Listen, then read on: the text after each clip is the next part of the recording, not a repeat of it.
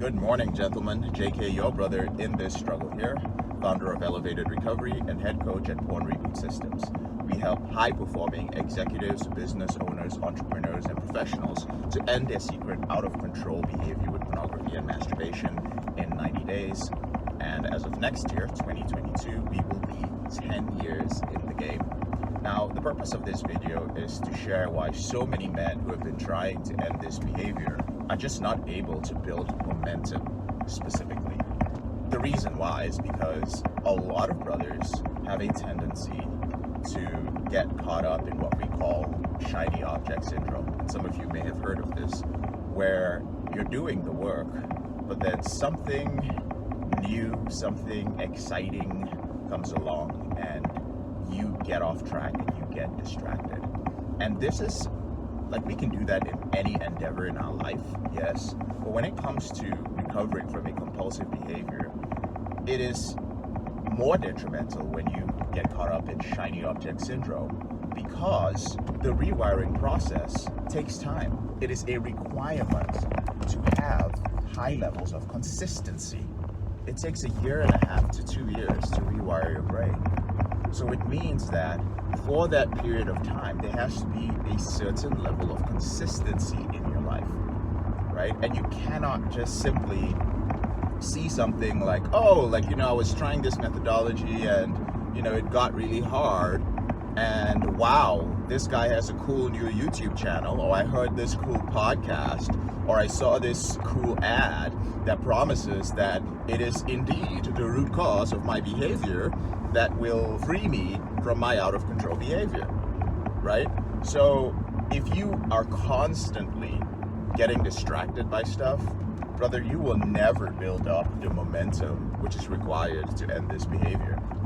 The truth is that it doesn't matter what methodology you use. Well, actually it does, if your goal is to end this behavior in the quickest time possible, which is what we offer.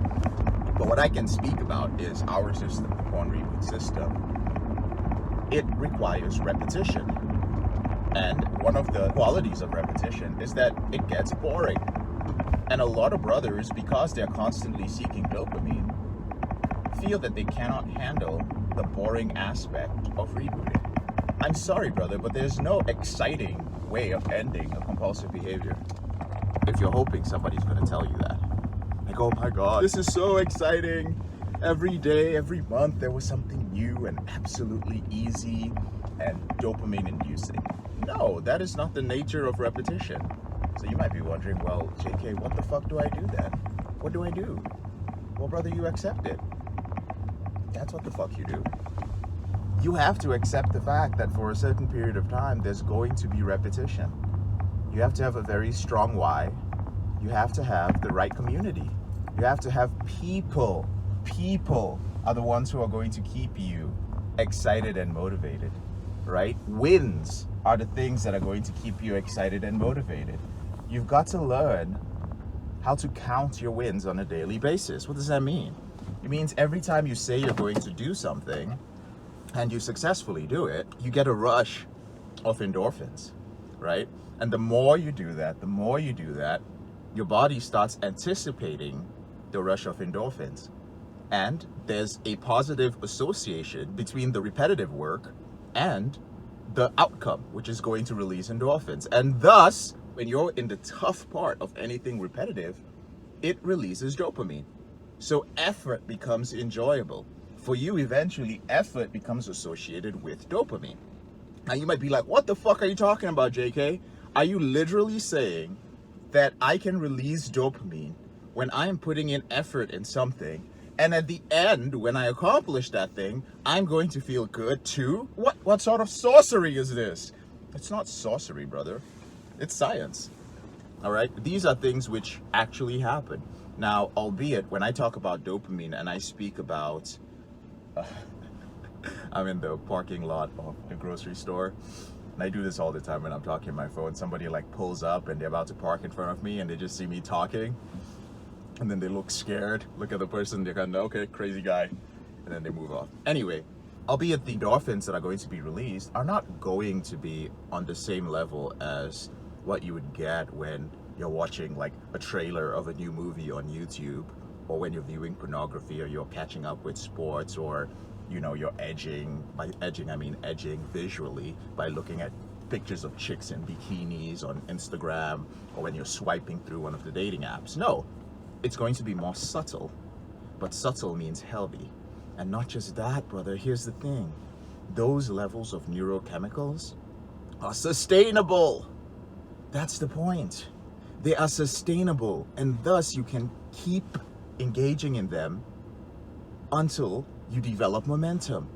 And then you can engage in repetitive stuff that is good for you, that will completely transform your life, that will keep you happy forever over time. But when you keep getting distracted and you keep chasing the shiny object, the new method that's going to help you, the different thing, brother, it's just going to give you a quick dopamine rush. And the rush of whatever neurochemical it releases for you, whatever the cocktail is, it's not just dopamine, is something you will then train your body to chase. So you keep chasing something that's going to give you a spike, something that's going to help you, but something that gives you a spike.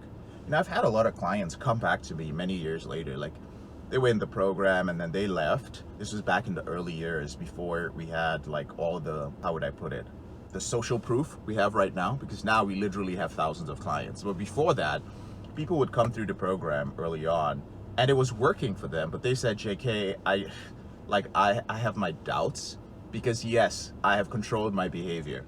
It's been 4 or 5 months and I'm definitely not engaging in that behavior the way I did, but brother, how much longer is this gonna go on for? I was like, bro, I've said it from day one, 1.5 years to 2 years.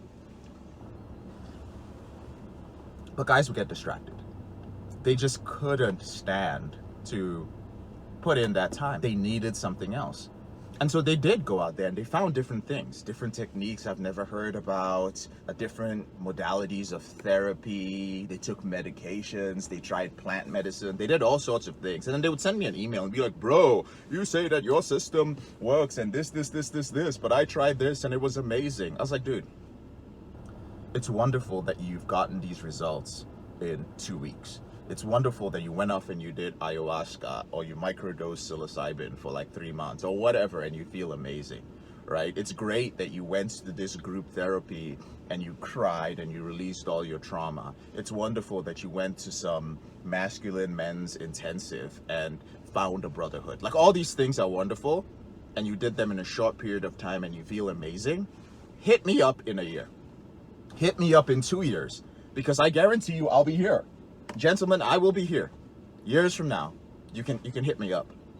And sure enough, they do reach out, right? Some of them, they redefined their reboot. What does that mean? So some of them got results, but they redefined it and they said, well, it wasn't their reboot. This wasn't a reboot anymore.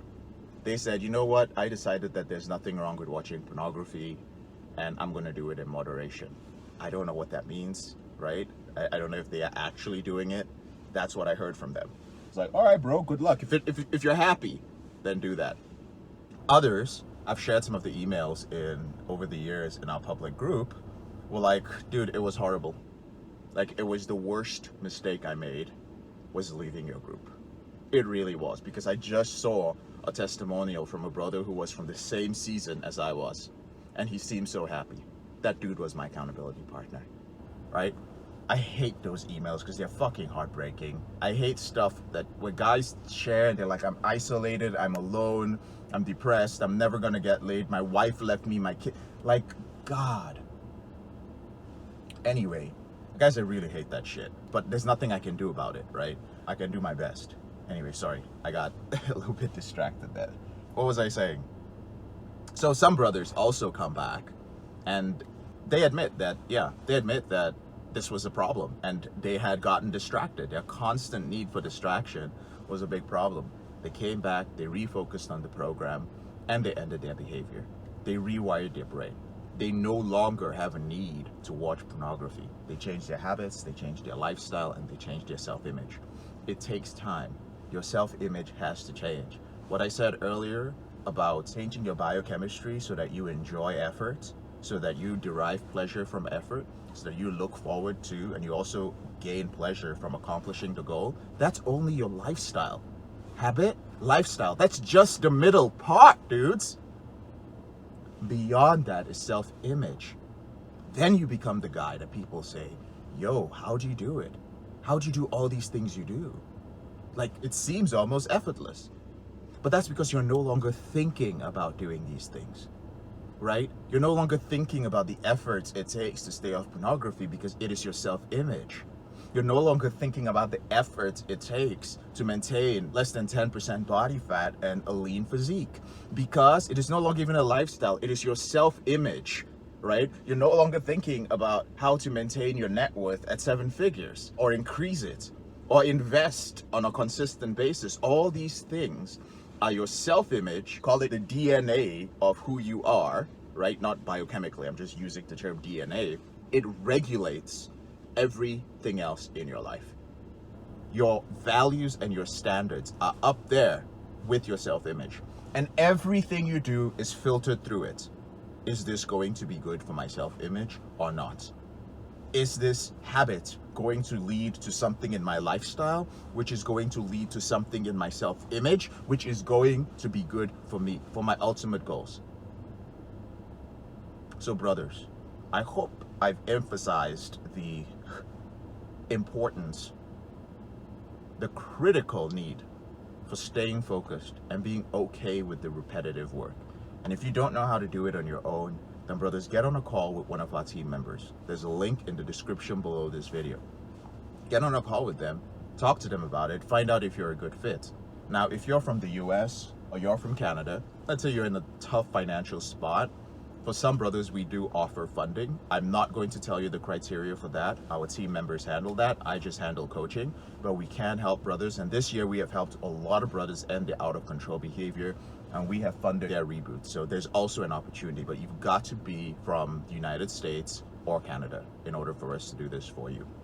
So that's it, brothers. I'd love to hear back from you guys in the comments. What are some of your experiences when it comes to staying consistent? I'll respond to every comment. I'm JK, your brother in this struggle. Thank you so much for taking the time to watch this video. You guys have a freaking awesome day. I'll talk to you later. Bye.